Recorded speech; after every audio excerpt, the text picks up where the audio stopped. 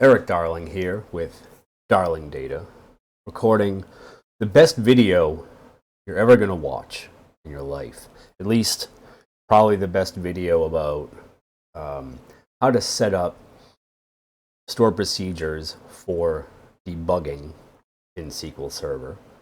And this is a particular joy of mine because, as you know, I write a lot of store procedures, and the store procedures that I write tend to involve a lot of pretty complicated dynamic SQL, especially around figuring out, like where contextually where the code is running, whether like which database it's in, whether we're in managed instance or regular SQL. Tends to be a lot of looping involved to get things from different places. And a good example is SP Quickie Store, where you have the option to get all of the databases that have Query Store enabled on them. So we have to figure out which database we're in and all that other stuff, and which version and edition of SQL Server. We on Standard, we on Enterprise. Do certain columns exist? Like Microsoft will introduce columns and even DMVs and cumulative updates. So we have to figure out if certain columns are there and either select or like ignore them if they're not there. So there's a lot of stuff that has to be done in these, and I find it very useful to have appropriate debugging in them. Now, you may also find it useful to have appropriate debugging in store procedures that you write. Maybe they do somewhat similar things to what mine do, at least conceptually. No one can never touch the majesty that is my store procedure collection.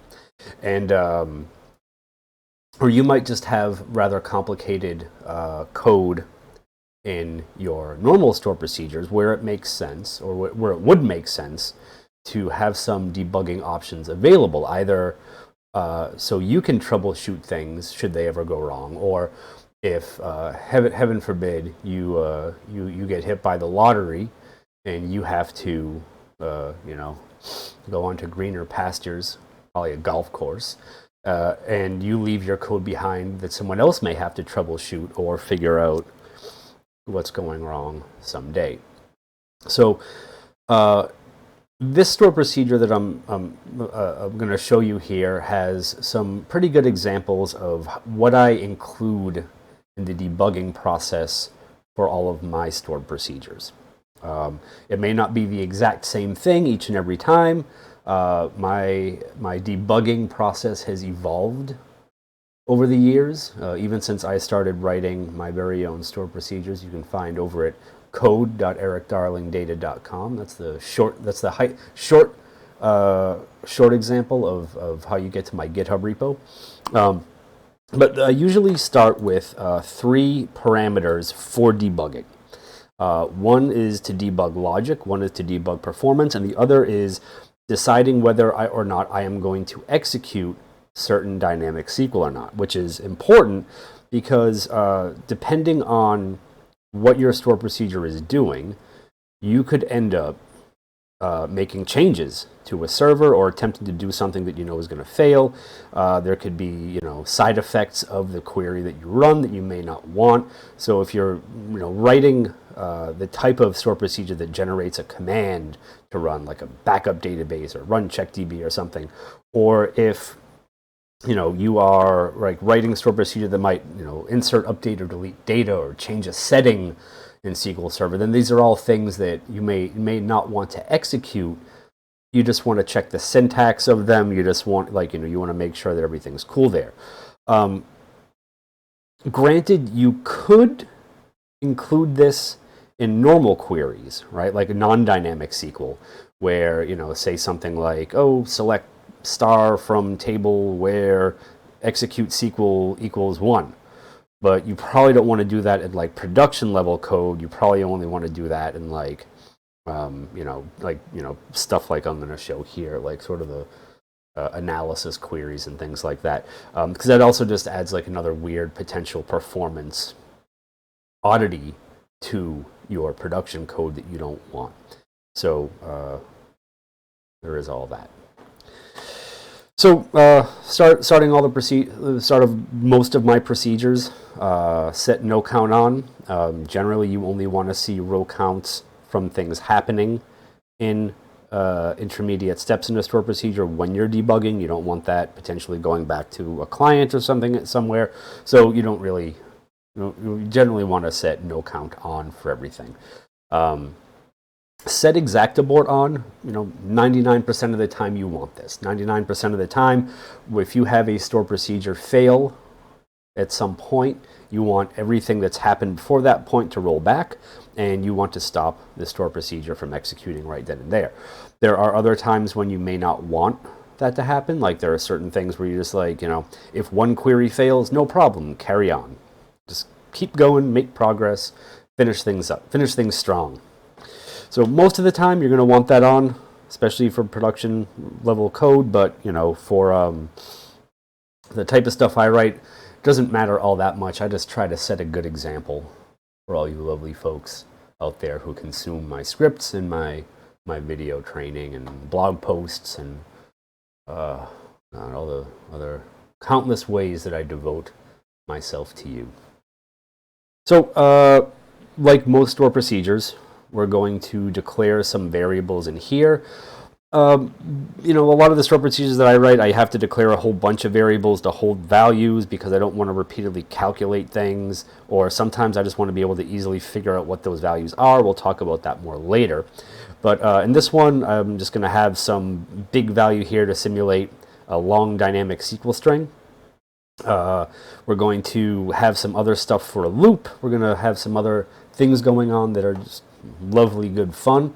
And I guess the last one in the list is kind of the most important one, because that's the one I'm using as an example of why you want to do this sort of debugging. Because at the very end of the store procedure, I'm going to have a couple select lists that are going to sort of select all of the parameter values that were passed into the store procedure, because sometimes you may manipulate parameter values when they get passed in, and you want to see what the final result is. And there's going to be a second select list that does the same thing with all the local variables, because local variables are often set dynamically in a store procedure, depending, again, where you're running, what database you're in, version, edition of SQL Server, stuff like that. So I'm going to show you an example of that.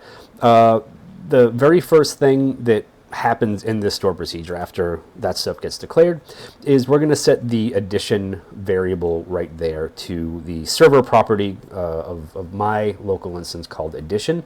And this is going to be way different depending on where you execute it. It could be developer edition, standard edition, enterprise edition, managed instance, Azure SQL DB, Synapse, Edge, all those other crazy things that Microsoft keeps adding in hopes that you will spend money on their awful cloud products. Now, if you want to know exactly where you are in the store procedure, one step that I like to run, this is especially useful in loops, but it can be useful if you're just trying to figure out at what point your SQL Server hits some code, right? Like especially if you have like if logic, branching logic in there, you want to say, okay, well, just to use an example from the Stack Overflow database, like someone passed in the parameter post type ID equals 1, so I'm going to hit this part of the code that goes and looks for questions in the post table, or someone put in post type ID equals 2. I want to go and search for queries that look for answers in the post table. So if you have sort of if branching logic in there as part of the debugging process, I like to have, especially if those if branching paths are explored based on like local variables that you set dynamically based on some condition in the server, what time of day the day is at night. Is it Wednesday? You might do all sorts of different things in there. So I always like to include steps that tell me which query is about to start running. Now, sometimes it is important to know how many rows ended up resulting from some process. It's particularly useful for putting data into temporary objects, temp tables, table variables, and such, because you want to know how many rows end up in there, because if you're like running through your stored procedures, like, why doesn't this return any results? You're like, oh, there were 0 rows went into that temp table. What did I do wrong? What happened? Then you want to know earlier on for your own debugging purposes. Now, raise error, you know, I have some gripes and beefs and stuff with raise error, but if you wanted to simulate what you can do with raise error with print, the alternative is pretty ugly. There are the sort of normal set of substitution, like little wildcardy things in there with the percent signs in them. You know, for numbers, you can use I, you can use U, you can use D, but for big ints, you need to use %I64D. And since row count big can potentially return a big int, then we want to make sure we set it to a compatible data type. So the row count parameter up here, row count big parameter up here is set to a bigger integer. And then in the debug logic, rather than just say print row count big, you know, I like to add in all this to let me know there were this many rows in sys.databases. Granted, if I ever have a big int number of databases in sys.databases, be honest with you, I'd probably jump out a window in front of a bus on fire. Like holding a bucket of knives. Like there would be a lot more going on than just, you know, me running a stored procedure that looks at SQL Server. Anyway, another very important step for debugging. Let's say that you actually end up with rows in your temp table. You want to know what's in there, because you could end up with rows in the temp table and then join that off to another table and say, well, I still got no results back. What happened? And then you want to know, okay, well, what rows ended up in the temp table, because they just didn't match anything that were in another table, and so we got nothing back. So you kind of want to know what's in there. The thing is, if you run a store procedure, no rows end up in a temp table, and you say select star from temp table, you're just going to get an empty line back somewhere. You have a bunch of temp tables in your store procedure, well, guess what? It's going to be kind of hard to track what's in there. Or even if, like, you know, you were to like populate and truncate a temp table in a loop, you're like, okay, well, at what point did I actually get nothing in there? Like, what happened? So again, knowing what happened and when, pretty important. So what we're going to do is, in our debug logic branch, we're going to say if there is anything in our temp table, then we are going to select data out of that temp table. But we're going to put another important thing in here. In the select list, we're going to have a derived column called table name, and we're going to set that equal to the name of the temp table that we're selecting from. This makes it really easy for you later on, if you have, again, a whole bunch of different temp tables in a store procedure, makes it really easy to figure out which one in the results you're actually selecting data out from. If we don't have anything in our temp table, then we're going to select this, just one derived column, and say that temp table is empty. So going back to what I was talking about with the execute dynamic SQL or execute SQL thing, let's say that we added that as a parameter here, and we say, let's just say where at execute SQL equals 1. Let's say we did that. If we execute this SQL, we would expect to get results back, right? Makes sense. But if we if execute SQL was 0 from our store procedure, when it gets passed in as a parameter, then this would not execute. We wouldn't end up with any rows in here. So you could do that, and you know, maybe for these sort of analysis procedures, that would make sense. I wouldn't do that for production code though, unless it was just for testing purposes, and I would take it out immediately afterwards, because it just doesn't sit well with me there. You know, the potential performance issues of, you know, SQL Server, you know, like recompile, option recompile. Did a plan get sniffed for this where execute SQL is 0? Like what? There's a lot of things that could go wrong. So I wouldn't do this outside of you know, analysis scripts, stuff like that, or just you testing. So The other thing that we can do in here, and another thing that's very, very important when you're writing dynamic SQL, is being able to debug dynamic SQL. Because there is nothing worse than getting back some nebulous error message like incorrect syntax near apostrophe. Okay, or incorrect syntax near from, or incorrect syntax near some column name, and you're just like, well, what was it? What was executing at the time? Could you let me know? With regular queries, it's a lot easier to figure out at what point you made a syntax error. Sometimes IntelliSense will even give you some happy little red squiggles to let you know. But with dynamic SQL, you are on your own. Float your own boat on that one. Either write perfect SQL the first time or add debugging. So what I'm going to do in here is actually something that I don't do very often in my store procedures, because I generally know either the normal length of what the dynamic SQL string is going to be, or I know the possible max length of what a block of dynamic SQL will be. I don't tend to write things that would tack on, like, thousands and thousands of characters depending on something. It's not like, well, we started off with a query that's 10 lines long, but depending on other stuff it could be 80,000 lines long. I don't tend to write stuff like that. Most of the time I have a pretty good sense of exactly how long the max length of a string would be for dynamic SQL, so I don't typically do this. Now there is a fella out there who, if you say his name, you summon some ancient demon. But he wrote a store procedure called helper long print. I thought I had the link to that in there, but that appears to be an oversight on my part. So I'll add it before I'll add it after I finish this video. I promise. But if you can totally use that to print dynamic SQL. The problem I have with it is that I can't distribute it as part of my stuff. I don't want to rewrite it and say, oh, look at this open source thing I wrote.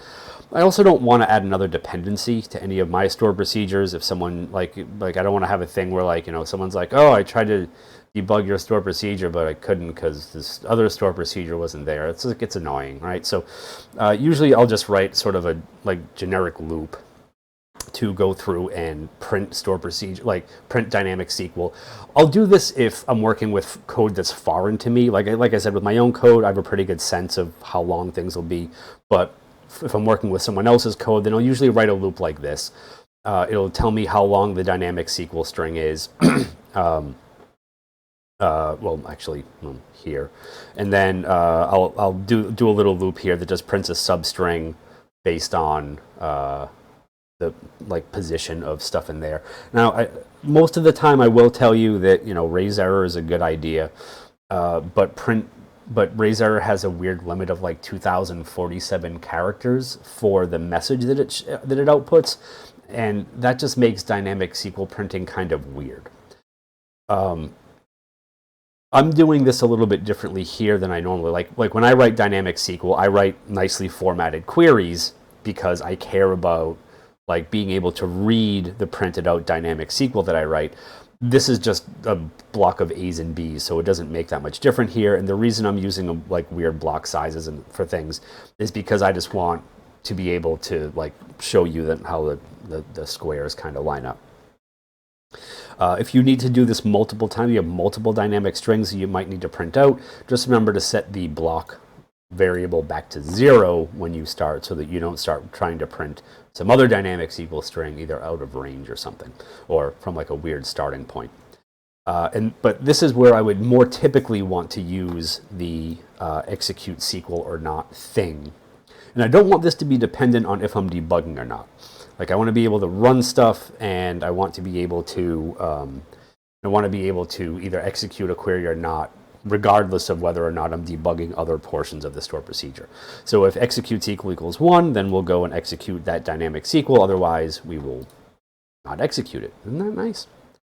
So another very common thing that you really want to debug, because I have been driven up trees, walls, volcanoes, curtains, writing loops, and trying to figure out either why the loops were going on forever, or failing, or not making progress, or just something ridiculous. So I tend to write verbose debug logic into my loops. I'm not going to show you the most verbose example here because it's probably overkill for most people. Like I'll add timings and stuff like that into mine if I really want to. But in this case, I really just want to know some of the basic stuff. So what I'm going to do is set some of the local variables I declared up there. This is going to loop over that database table that I talked about, that I populated before. I want to know what values I'm starting with, like going into the loop. I want to know where things are.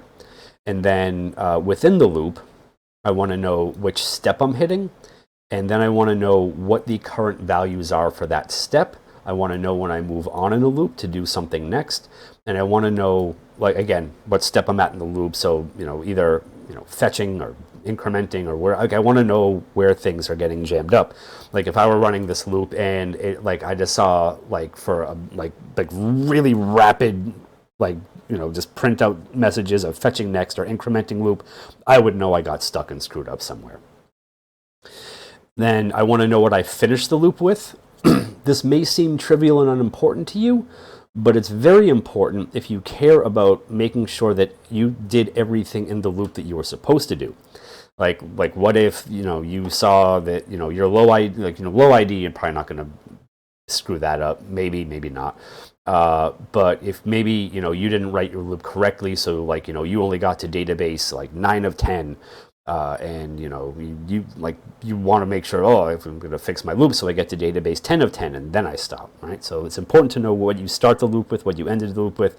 Just as they're equally as important to me, I think, as knowing what was happening in the loop, knowing what step I was hitting, all that other good stuff. The next part is a little bit different.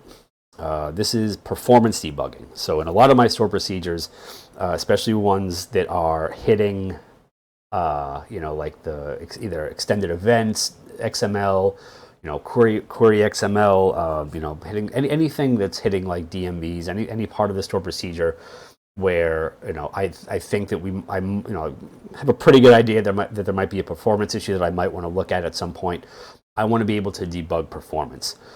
This is much more common for me to do when I'm working with client stuff, because after a few times profiling the store procedure, the most common way for me to profile a store procedure is to use SP human events and to look at the query plans and the queries that are coming out of that store procedure from extended events, because I don't want to hit F5 with query plans enabled for everything, because there's no way to filter which query plans you see out of here. A lot of times there's going to be a lot of tiny little queries that you don't care about happening in here, that it's why do I want to see me setting variable values, or why do I want to see each iteration of a loops query plan? It's stuff that just crashes SSMS. So usually after I have a pretty good sense of which queries in a store procedure are prone to running slow, or prone to parameter sniffing, or something else, this is much more common for me to do, working with client stuff to get things tuned, is I'll add a debug performance parameter, at least for my own use, and I will set statistics XML on if I have that enabled, so that I can get a query plan back for the query that executed. Right, and then what I'll do at the end is a couple things. One, set statistics XML off.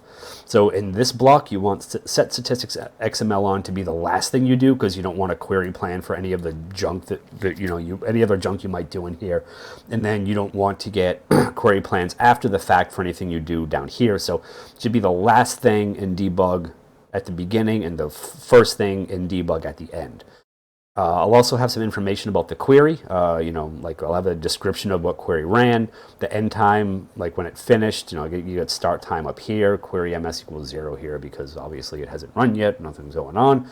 But we want to know how many milliseconds it ran for down at the end. So I'll do a quick date diff on in milliseconds between start time and the current time. Now, the format function, really cool. I want to say that's SQL Server 2012, so if you haven't started using it, then yeah, I don't know what's wrong with you. Actually, it might be 2016. I can't remember. Can't remember all these things anymore. It's hard to keep all of these things straight in your head, but newer versions of SQL Server, newer. 2016 is 7 years ago now. I like to use this to stick commas in numbers, especially milliseconds. It makes it very easy to figure out exactly what scale you're working with. If you stick this as the second parameter in format, you will get nicely formatted comma numbers in there.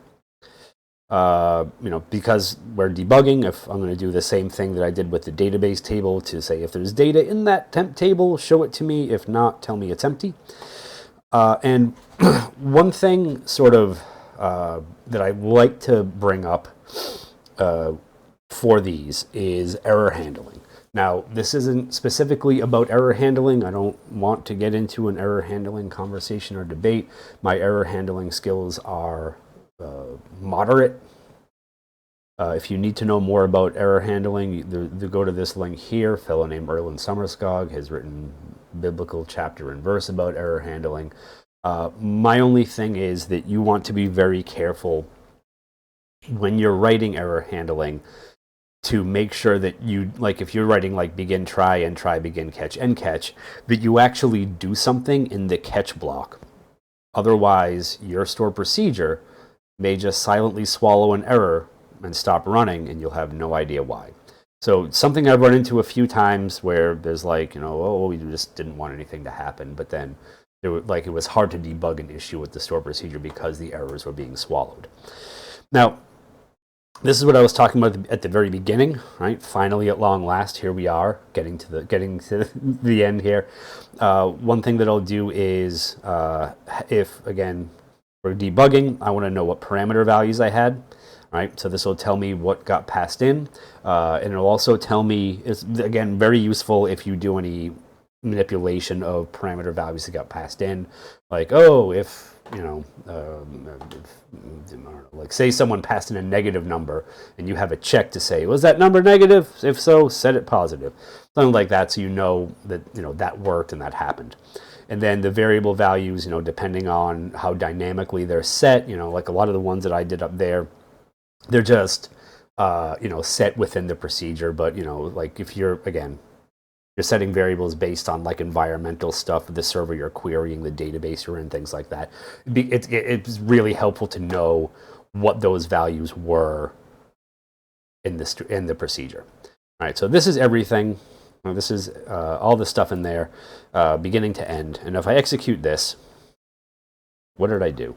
Did I record a 30-minute video and then just highlight something by accident? And then not unhighlight it, so I got a syntax error. Yes, I did. It's just so typically me.